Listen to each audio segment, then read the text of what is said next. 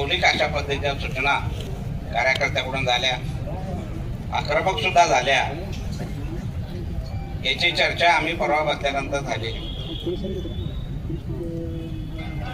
त्यामध्ये असं ठरलं की काही लोकांकडून मिरवणुकीची अडवणूक केली जाते आणि बऱ्याचशा मंडळांना पुढे येता येत नाही.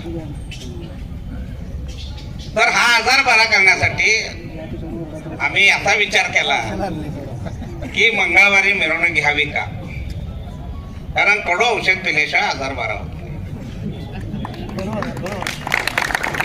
तर तुम्हाला त्या तरुण मंडळाने आता सूचना केल्या ना, त्यांना मला एक सांगायचं आहे, तुम्ही जरूर आमच्याकडे या, आपण पुन्हा विचार करू यावर, परंतु एकदा घेतलेला निर्णय बदलता कामा नये. हे आम्हाला सुद्धा बंधनकारक आहे, तुम्हाला सुद्धा बंधनकारक आहे. बाबासाहेब आंबेडकरांची जयंती हे कुणाची हौस पुरवण्यासाठी नाही, कुणाला त्याचं मंत्रिमंडळामध्ये किंवा मंत्रालयामध्ये वजन वाढवण्यासाठी नाही, कुणाला प्रशासनावर आपला छाप टाकण्यासाठी नाही आणि आपल्या स्वतःचे फोटो मिरवण्यासाठी सुद्धा नाही. हे असं का म्हणावं लागलं आहे? याचा अतिरेक होऊ लागला, याचा अतिरेक होऊ लागलेला आहे. हा ते अतिरेक थांबवायचा असेल तर काही निर्णय हे पारंपरिक पद्धतीचे आपल्याला बदलावे लागतात. जर आपण बदललो नाही तर आज जी बदललेली परिस्थिती आहे ती आपल्याला बदलता येणार नाही. कारण याच्यावर बरीचशी विस्तृतपणे चर्चा झाली, मला कोणाचे नाव घ्यायचं नाही, परंतु बाबासाहेब आंबेडकरांची जयंती प्रत्येकाने साजरी करावी, त्याचा तुझा हक्क आहे, करू नये असं आम्ही म्हणत नाही. परंतु सामान्य कार्यकर्त्यावर जो अन्याय होतोय, जो जे राबून जो कार्यकर्ता या मिरवणुकीसाठी आपला मंडळ पुढे आणण्यासाठी प्रयत्न करतोय.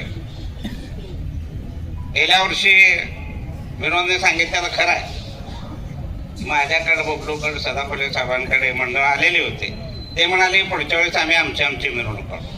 त्या तरुणांचा राग आम्ही समजू शकतो, म्हणले म्हणून करत नाही. त्यांना हे म्हणायचं होतं की तुम्ही काहीतरी निर्णय वेगळे घ्या, जे अडवतात त्यांना कसं अडवायचं हे तुम्ही बघा, हे त्या कार्यकर्त्यांना सांगायचं होतं. मग तुमचाच विचार करून आम्ही रविवारच्या ऐवजी मंगळवारची निवडला होता. इथून काय आवाज आले, पुढचा रविवार घ्या. पुढचा रविवार घेतल्यानंतर या रविवारी एखाद्याची असेल आणि दुसऱ्या रविवारी दुसऱ्याची असेल तर जनतेने कुठं जायचं हा संभ्रम अवस्था निर्माण. तर आता आपल्याला तो विचार होणार आहे, तो विचार आपल्याकडे होणारच आहे. पण मला एक सांगायचं आहे की जर आपण सर्वांनी मिळून एकदा निर्णय घेतला तर काही जरी झालं तर तो बदलायचा नाही, आणि बदलायचा नसेल तरच निर्णय घ्यायचं. कारण हे असं का म्हणावं लागतं, कारण बरेच वर्ष झालं, खरं तर गेल्या 20-25 वर्षापासून आम्ही पाहतोय, आम्ही सुद्धा तरुण होतो. आमच्या वेळेस मिरवणुकी 11च्या ऐवजी 11:30 अर्धा तास लेट व्हायची. ती डफरिंग चौक, एम्प्लॉयमेंट चौक, सम्राट, आपला फॉरेस्ट, महापौर बंगला, स्टेशन, भैया चौक, मेकॅनिक चौक, नवी पेठ, माणिक चौक या मार्गे मंगळवारपेठ पोलीस चौकीकडे जायची.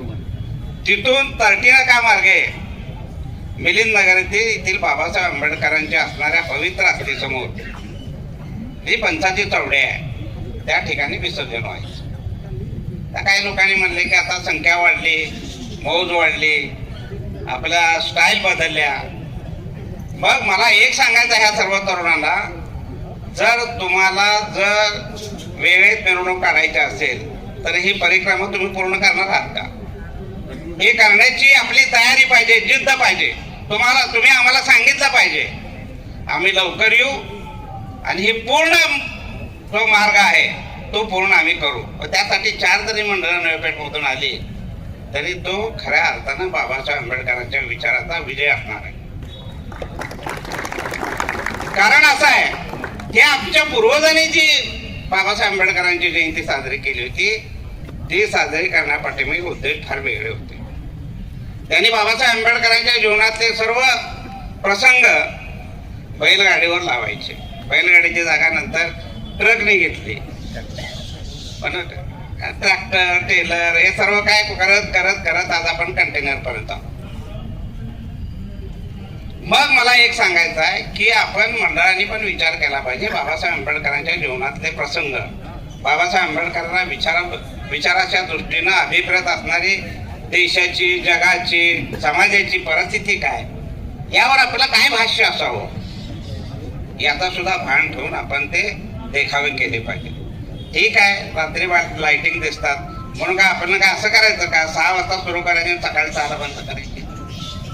आपल्या जे लहान मुलं आहेत, आपल्या माता भगिनी असतात, यांना काय त्रास होणार आहे?